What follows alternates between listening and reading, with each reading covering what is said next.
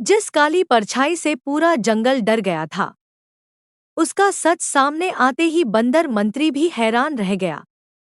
लेकिन तभी फटने लगा ज्वालामुखी और पूरा जंगल खतरे में आ गया। क्या सबकी जान बच पाएगी? अंत तक जरूर देखिए। काला बाज गायब होते ही पहाड़ की चोटी पर खड़ी काली परछाई जोर जोर से हंसने लगी। धीरे धीरे वह नीचे उतरी। सभी जानवर डरकर पीछे हट गए।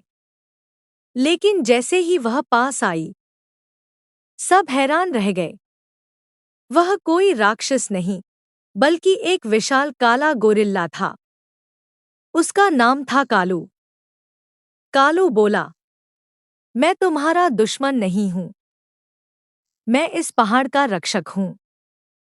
हाथी प्रधान ने पूछा, फिर तुमने हमें डराया क्यों? कालू बोला, क्योंकि इस पहाड़ के अंदर एक ज्वालामुखी जाग रहा है। अगर उसे नहीं रोका गया तो पूरा जंगल राख बन जाएगा। इतना सुनते ही धरती जोर जोर से कांपने लगी। पहाड़ से धुआं निकलने लगा। खरगोश डरकर बोला, मैं तो अभी भागता हूं। बंदर मंत्री बोला, नहीं, अगर हम भाग गए तो जंगल कौन बचाएगा? तभी तोता उड़ता हुआ आया। मंत्री जी, नदी का पानी कम हो गया है। हाथी प्रधान ने तुरंत योजना बनाई। सभी जानवर मिलकर नदी का पानी ज्वालामुखी की ओर मोड़ेंगे। भालू बड़े बड़े पत्थर हटाने लगा। हाथी अपनी सूंड से पानी फेंकने लगा। बंदर मंत्री पेड़ों पर चढ़कर बेलों से रास्ता बनाने लगा। लेकिन तभी बंदर का पैर बेल में उलझ गया। वह उल्टा लटक गया। तोता हंसते हुए बोला, अरे मंत्री जी, अभी भी मजाक बंद नहीं हुआ। पूरा जंगल हंस पड़ा। किसी तरह बंदर नीचे उतरा और फिर काम में लग गया। कुछ ही देर में नदी का पानी ज्वालामुखी तक पहुंच गया। शशशश, धुएं के साथ ज्वालामुखी शांत हो गया। पूरा जंगल खुशी से झूम उठा।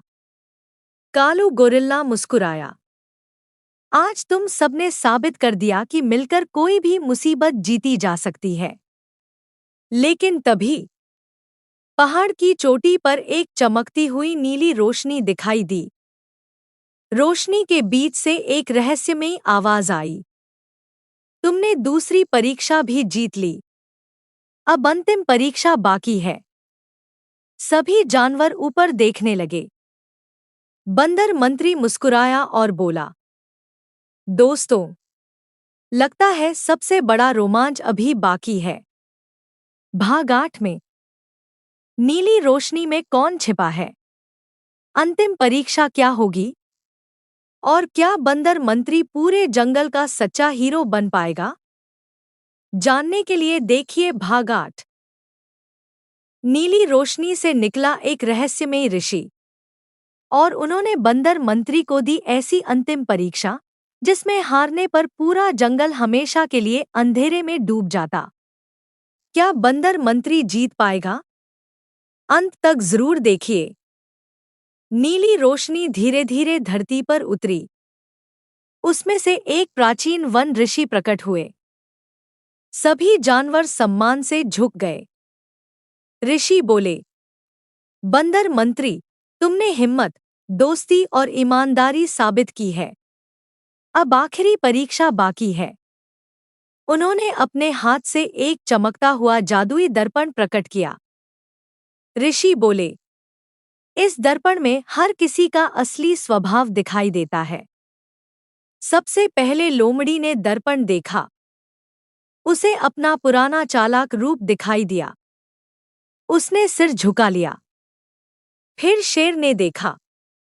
उसे अपना गुस्सा दिखाई दिया। भालू ने देखा तो उसे अपनी आलस की आदत दिखाई दी। अब बंदर मंत्री की बारी थी। जैसे ही उसने दर्पण देखा, उसे अपना बचपन दिखाई दिया, जब वह केवल शरारत करता था। फिर वही दर्पण दिखाने लगा कि कैसे उसने दोस्तों की मदद करके सबका विश्वास जीता। ऋषि मुस्कुराए।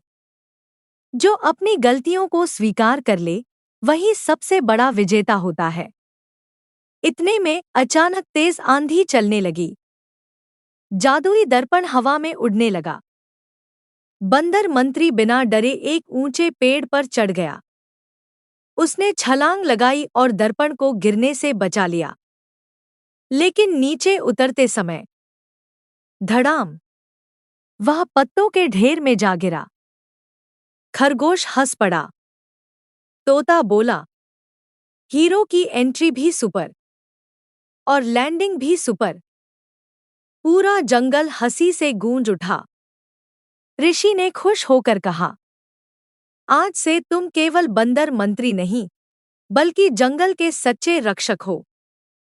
उन्होंने बंदर मंत्री को एक सुनहरा पदक पहनाया। सभी जानवर तालियां बजाने लगे। हाथी प्रधान बोले, आज से हर साल जंगल मित्र दिवस मनाया जाएगा, ताकि सभी को दोस्ती, ईमानदारी और एकता की याद रहे। पूरे जंगल में उत्सव शुरू हो गया। सबने मिलकर नाच गाना किया। लोमड़ी, शेर, भालू, खरगोश, तोता और कालू गोरिल्ला भी खुशी से झूमने लगे। बंदर मंत्री मुस्कुराकर बोला, सबसे बड़ा खजाना सोना नहीं, सच्चे दोस्त होते हैं। सभी जानवर एक साथ बोले, जंगल की जय, दोस्ती की जय। सीख, एकता सबसे बड़ी ताकत है। ईमानदारी हर परीक्षा जिता देती है। सच्चा हीरो वही है जो दूसरों की मदद करे। दोस्ती सबसे बड़ा खजाना है। समाप्त।